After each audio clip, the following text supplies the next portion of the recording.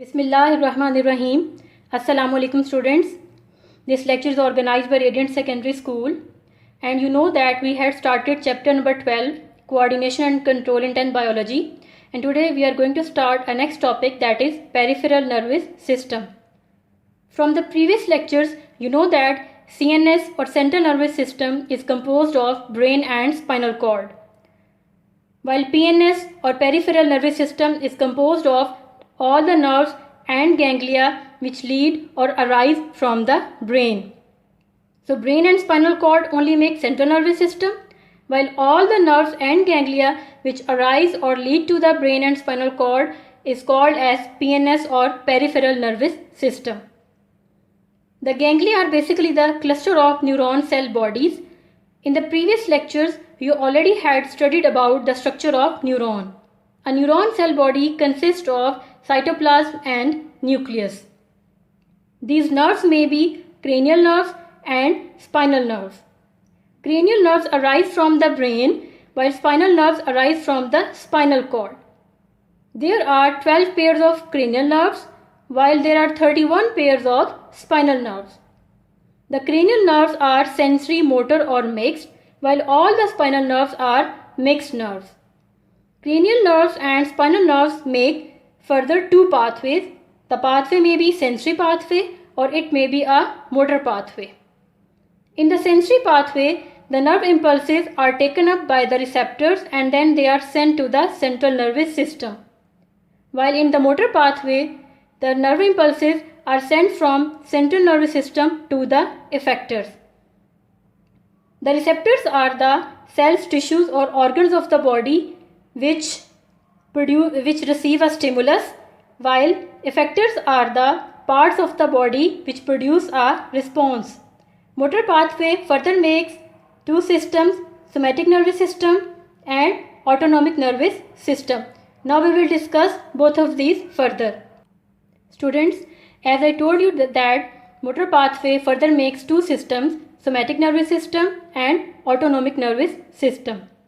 Somatic nervous system controls all the conscious or voluntary actions of our body. Conscious or voluntary actions are those actions which are under the control of our will and we can control their movements, like the movements of skeletal muscles. These conscious or voluntary actions are produced when the nerve impulses are sent from motor neurons to the central nervous system, and then from central nervous system these impulses are sent to the skeletal muscles which produce response. These skeletal muscles act as effectors.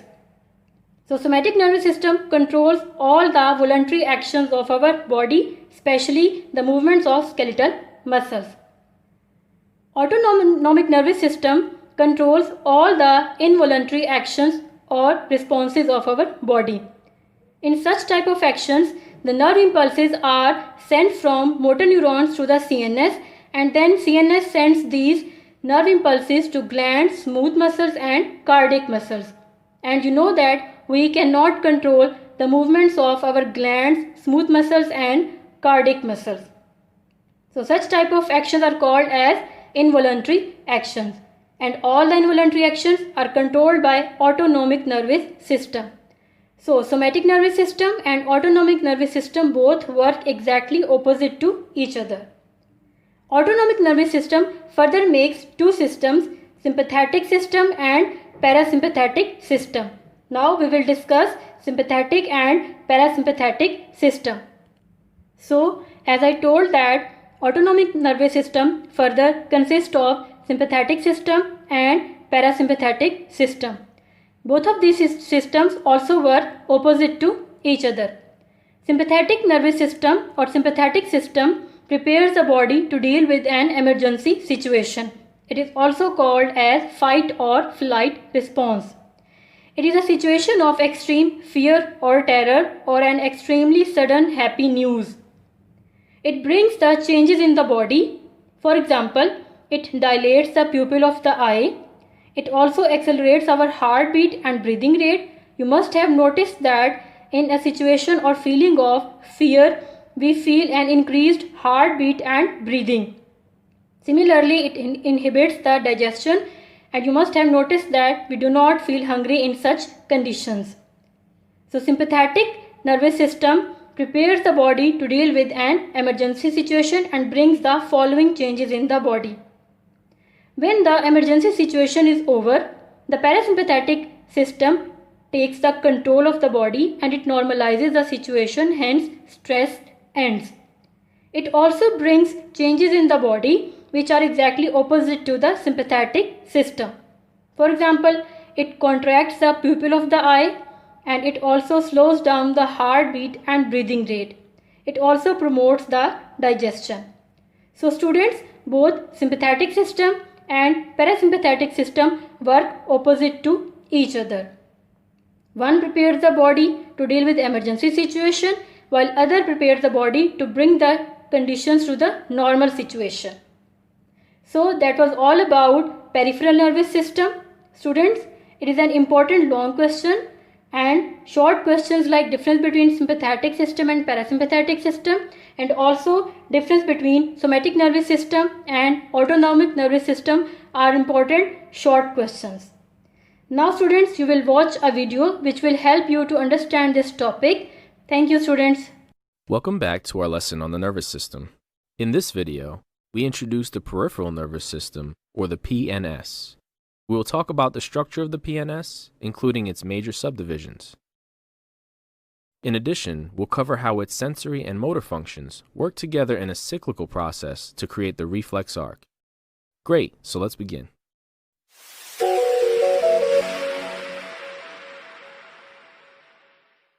In the human body, there are 31 pairs of nerves that branch from the spinal cord, and 12 pairs that emerge from the brain.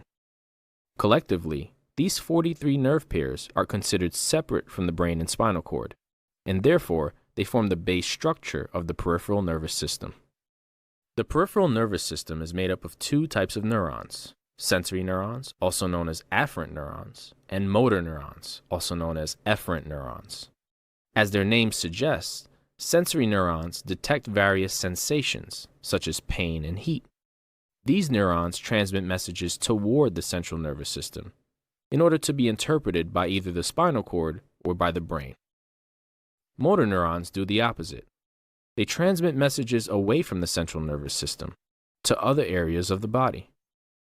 This is to stimulate effectors such as the skin, sense organs, or muscles to perform a function or reflex. Note that all 43 pairs of nerves in the PNS perform either sensory, motor, or mixed functions.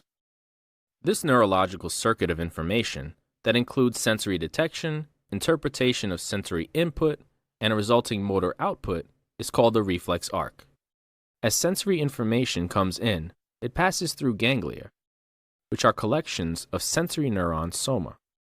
The ganglia send these signals into the dorsal section of the spine, where the information gets processed. After the CNS processes this information, it gets sent out from the ventral section of the spine via the motor neurons. The motor neurons then carry the process response towards the effectors. The peripheral nervous system also has two separate divisions based on voluntary and involuntary responses or reflexes. Voluntary responses are consciously controlled, whereas involuntary responses are unconsciously controlled. The somatic nervous system is the PNS division that controls voluntary responses.